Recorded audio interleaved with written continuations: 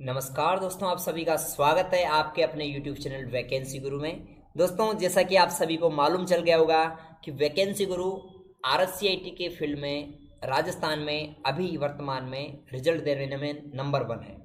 क्योंकि यहाँ पर जो बच्चे पढ़ते हैं उनकी बहुत बेहद अच्छी तैयारी हो जाती है और तैयारी के पश्चात वो एग्ज़ाम जब दे के आते हैं तो उनके बहुत अच्छे नंबर आ जाते हैं और इसके बदले में वो हमें लाइक, शेयर और सब्सक्राइब का जो प्यार देते हैं वही वैकेंसी गुरु को नंबर 1 बनाता है। तो इसका श्रेय आप सभी का है। आप सभी को मैं धन्यवाद देता हूं और साथ ही साथ हम चलते हैं आज के इस मज़ेदार वीडियो में। इसमें हम शानदार शानदार प्रश्न पढ़ेंगे, एक एक प्रश्न को समझेंगे और फिर ये चेक करेंगे कि हमारी तैयारी कैसी क्या हो रही है, क्या हम कमज़ोर तो नहीं रह गए और हमारी परसेंटेज अच्छी बनेगी कि नहीं। तो बिना समय गवाए हम चलते हैं प्रश्न नंबर 1 पर। निम्न में से कौन सी लोकल एरिया नेटवर्क की सही विशेषता है? लोकल एरिया नेटवर्क यानी कि लैन। दोस्तों, लैन क्या होता है मैं आपको बता देता हूँ। लैन क्या होता है? लैन का मतलब होता है लोकल एरिया नेटवर्क, यानी किसी लोकल एरिया का नेटवर्क। जैसे आपके पास एक इंस्टीट्यूट है या फिर आपके पास कोई भी कंपनी है, उसमें आपके सारे कंप्यूटर्स आपने आपस में इंटरनेट या फिर किसी भी नेटवर्किंग के माध्यम से जोड़ रखे हैं, तो ये एक लैन हो गया। ठीक है, इसके माध्यम से आप कोई भी फाइल शेयर कर सकते हो, प्रिंटर शेयर कर सकते हो। आप सभी कंप्यूटर्स में एक ही प्रिंटर रख सकते हो, एक ही स्कैनर रख सकते हो, इनका आप यूज कर सकते हो। तो अब हम पढ़ते हैं इसके बारे में। ये एक छोटा नेटवर्क है और किसी का पर्सनल निजी नेटवर्क होता है। पढ़ते हैं इसके बारे में। लोकल एरिया नेटवर्क की सही विशेषता क्या है? दोस्तों, लैन का उदाहरण प्रयोगशाला या एक विभाग में प्रिंटर शेयर करने के लिए करते हैं, बिल्कुल सही। लैन व्यापक रूप से कंपनी के कार्यालय, कारखानों और विश्वविद्यालय संसाधनों में काम में आता है, फाइलें शेयर करने में काम आता है, बिल्कुल सही। लैन छोटे आकार के नेटवर्क होते हैं, बिल्कुल सही है, जो कि किसी कैंपस में या फिर कुछ किलोमीटर तक हो सकता है। तो इसका सही जवाब रहेगा उपरोक्त सभी। जिन्होंने ऑप्शन डी जवाब दिया बिल्कुल सही है। प्रश्न नंबर 2 देखिए। निम्न में से कौन सी भुगतान विधियां ऑनलाइन शॉपिंग साइट्स द्वारा मान्य है? सबसे उचित डिलीवरी चुनें।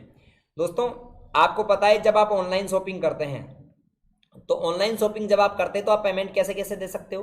आप कैश ऑन डिलीवरी भी दे सकते हो, डेबिट और क्रेडिट कार्ड से भी दे सकते हो, इंटरनेट बैंकिंग से भी दे सकते हो। तो इसका सही जवाब है उपरोक्त सभी, यानी हम उपरोक्त सभी तरीके से पैसा चुका सकते हैं। आगे चलते हैं। डेटा संचार करने के लिए एक ऐसी केबल है जो कांच के धागों का प्रयोग करती है। मतलब एक नेटवर्क की ऐसी केबल है जिसमें कांच के धागे होते हैं, इसको मोड़ नहीं सकते। दोस्तों, इसको फाइबर केबल कहते हैं। क्या कहते हैं? फाइबर। और इसका पूरा नाम होता है ऑप्टिकल फाइबर।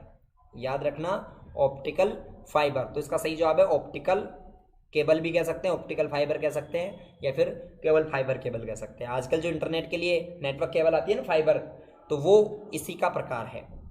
आगे चलते हैं।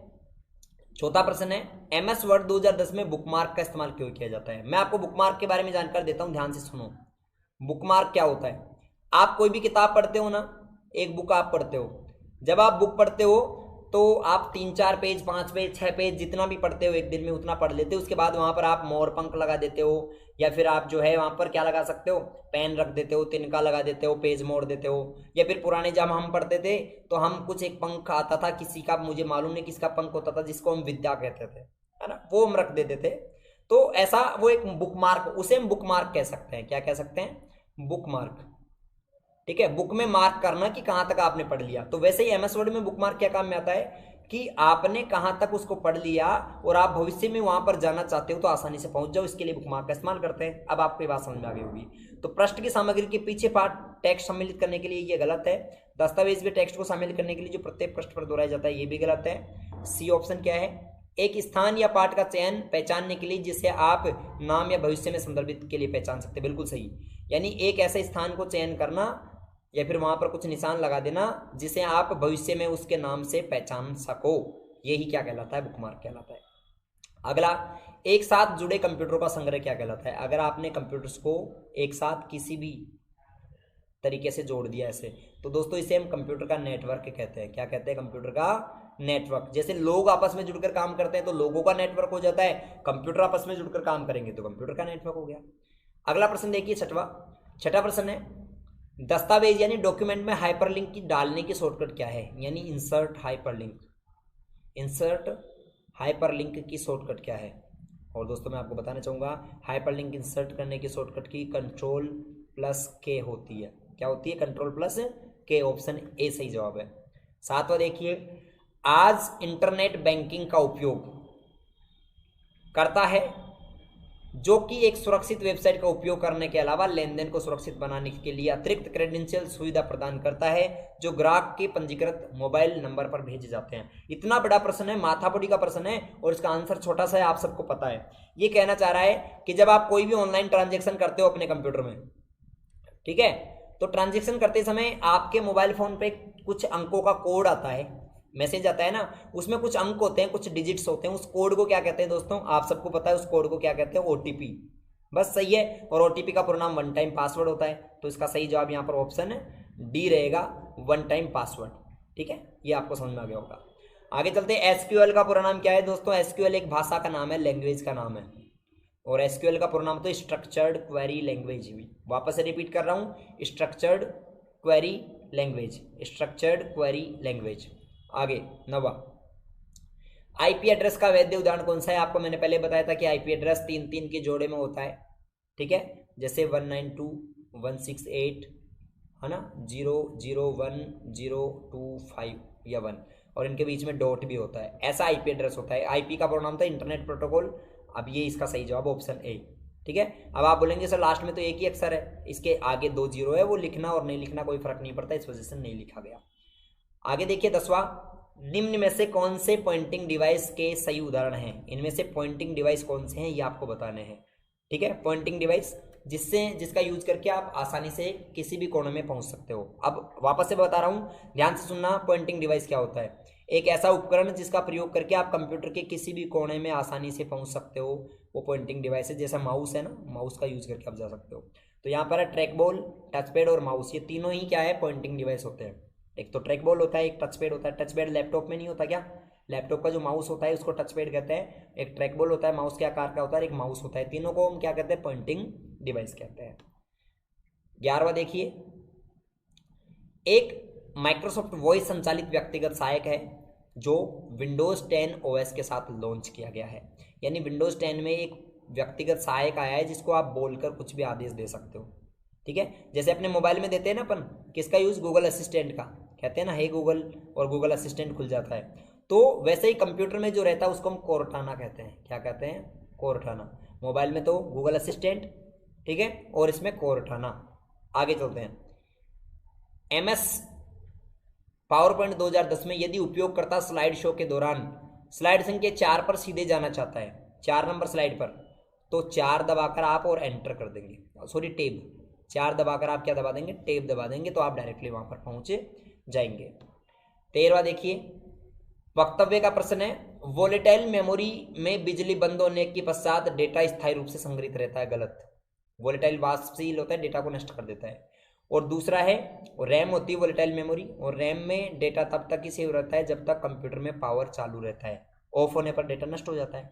और दूसरा है CDR ऑप्टिकल डिस्क का उदाहरण बिल्कुल सही है। तो वक्तव्य एक गलत और दूसरा सही, यानी ऑप्शन में देखिए वक्तव्य पहला गलत और दूसरा सही, ऑप्शन डी सही जवाब है इसका। आगे 14वां देखिए, खालिस्तान एक एप्लीकेशन प्रोग्राम है जिससे शिक्षक सीधे शब्दों में व्याख्यान देने और ब्लैक बोर्ड पर लिखने की तुलना में अधिक गतिशील तरीके से बच्चों को व्याख्यान दे सकता है। यानी किसका यूज करके एक टीचर बेहतर अच्छे तरीके से बच्चों को समझा सकता है? दोस्तों इसका सही जवाब है पावर पॉइंट। पावर पॉइंट का यूज करके एक टीचर ग्राफिक्स या फिर अच्छी जो है प्रकार से अच्छे तरीके से बच्चों को अपने व्याख्यान को पेश कर सकता है। आगे चलते 15वें प्रश्न में, निम्न में से कौन सा प्रोटोकॉल HTTP का उपयोग कर कंप्यूटर नेटवर्क पर सुरक्षित संचार के लिए बनाया गया है? कौन सा प्रोटोकॉल है जो सुरक्षित संचार के लिए बनाया गया है? दोस्तों इसका सही नाम है HTTPS। ठीक है ना, HTTP में S और लगा दो सुरक्षित के लिए, क्योंकि S यानी सिक्योर होता है। तो इसका सही जवाब रहेगा ऑप्शन बी। 16वां देखिए, सही विकल्प चुने। इंट्रानेट वैश्विक वर्ल्ड वाइड वेब है, ये गलत है। और इंटरनेट निजी नेटवर्क है, ये भी गलत है। दोस्तों आपको मैं बताना चाहूंगा, इंटरनेट तो पूरी दुनिया का नेटवर्क है जिसमें पूरी दुनिया के कंप्यूटर आपस में जुड़े हैं। और इंट्रानेट किसी व्यक्ति का, किसी भी कंपनी का पर्सनल नेटवर्क होता है, निजी नेटवर्क होता है। तो ये उल्टा बता रहा है, तो ये दोनों ही गलत है। तो वक्तव्य 1 और वक्तव्य 2 दोनों ही गलत, ऑप्शन सी इसका सही जवाब है। अगला देखिए, WiMAX का पूरा नाम क्या होता है? WiMAX WIMAX, इसका फुल फॉर्म क्या होता है? WiMAX का पूरा नाम होता है W यानी वर्ल्ड वाइड, ठीक है, वर्ल्ड वाइड।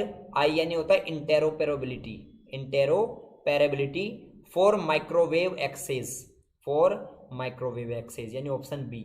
इतना बड़ा नाम है, वापस से सुन लो, world wide interoperability for microwave access, ये इसका पूरा नाम है। अगला है उच्चतम विश्वसनीय टोपोलॉजी कौन सी है। यहाँ पर 4 टोपोलॉजी के नाम है, इनमें से सबसे अच्छी टोपोलॉजी कौन सी है। पहली बात तो ये कि दोस्तों टोपोलॉजी होती क्या है, आपको बताना चाहूँगा कि टोपोलॉजी क्या होती है। हम नेटवर्क को, जब नेटवर्क में कंप्यूटर्स को आपस में जोड़ते हैं ना ऐसे, तो उसमें हमने कैसे नेटवर्क में केबलों को जोड़ा, इसको हम टोपोलॉजी कहते हैं। तो इसमें सबसे जो अच्छी टोपोलॉजी है दोस्तों, उसको हम कहते हैं मेश टोपोलॉजी। क्या कहते हैं, मेश टोपोलॉजी, क्योंकि इसमें कंप्यूटर इस प्रकार आपस में जुड़ते हैं ताकि वो दोनों तरफ से जुड़े हुए रहते हैं, और उनमें जो है, उनमें अगर एक साइड से नेटवर्क टूट भी जाए तो दूसरी साइड से नेटवर्क आ जाता है। तो इस वजह से इसको क्या कहते हैं, मेश टोपोलॉजी को सुरक्षित टोपोलॉजी कहते हैं। अगला देखिए 20वां प्रश्न, 19वां प्रश्न आपके सामने स्क्रीन पर है। MS Excel 2010 में सेल एड्रेस का सही उदाहरण क्या है। MS Excel 2010 में सेल एड्रेस का जो सही उदाहरण है वो याद रखना, आप लोग ध्यान से सुनो। एक सेल के एड्रेस में पहले कॉलम आता है, जैसे कॉलम ABC कुछ भी हो सकता है, और फिर इसके बाद क्या आता है, रो आता है, जैसे रो आ गया 12। तो ये इसकी किसी भी कॉलम और रो का जो है मिलाकर जो सेल बनता है उसका एड्रेस हो गया। तो पहले अल्फाबेट होना चाहिए, फिर नंबर होना चाहिए। पहले में देखो ये पहला नहीं हो सकता क्योंकि इसमें पहले नंबर है, दूसरे में पहले अल्फाबेट फिर नंबर, ये हो सकता है, तीसरे में पहले अल्फाबेट फिर नंबर फिर अल्फाबेट, ये नहीं हो सकता, और ये भी नहीं हो सकता। तो ऑप्शन इसका बी रहेगा, AZ 145, ये इसका सही जवाब है। अगला देखिए आप नेक्स्ट प्रश्न, OTP सुरक्षित ऑनलाइन लेन देन के लिए अतिरिक्त सुरक्षा सुविधाओं में से एक रूप में उपयोग किया जाता है। OTP का पूरा नाम क्या है। आपको यहाँ पर ये बताना है कि OTP का पूरा नाम क्या होता है, ये पूछा जा रहा है। दोस्तों OTP का पूरा नाम जो है वो होता है वन टाइम पासवर्ड। क्या होता है, वन टाइम पासवर्ड। तो इसका सही जवाब आपको बताना है one time password, option C. ऐसे करके 20 प्रश्न इस वीडियो में हमने जाने। आपकी तैयारी मैं मानता हूं कि अब धीरे धीरे सुधरने लगी होंगी। अगर अच्छा लग रहा है आपको तो वीडियो को लाइक करें, अपने दोस्तों के साथ शेयर करें और अपने सभी दोस्तों को इसके बारे में बताएं। दोस्तों अगर आपको ऑनलाइन टेस्ट देना है तो आप वैकेंसी गुरु वेबसाइट पर जाएं। वेबसाइट पर जाने के लिए आप सीधा गूगल में सर्च करेंगे www.vacancyguru, या फिर डायरेक्टली वैकेंसी गुरु सर्च करें। वहां पर आपको इंपोर्टेंट 500 प्रश्न और मॉडल टेस्ट पेपर और फ्री ऑनलाइन टेस्ट देखने को मिलेंगे। अगर आप यहाँ से पढ़ते हो तो आपकी बेहतर अच्छी तैयारी हो जाएगी और आप एग्जाम में बहुत अच्छे नंबर लाने में सक्षम होगे। मिलते हैं अगले वीडियो में, तब तक आप तैयारी करिए regular. Goodbye, bye bye, धन्यवाद।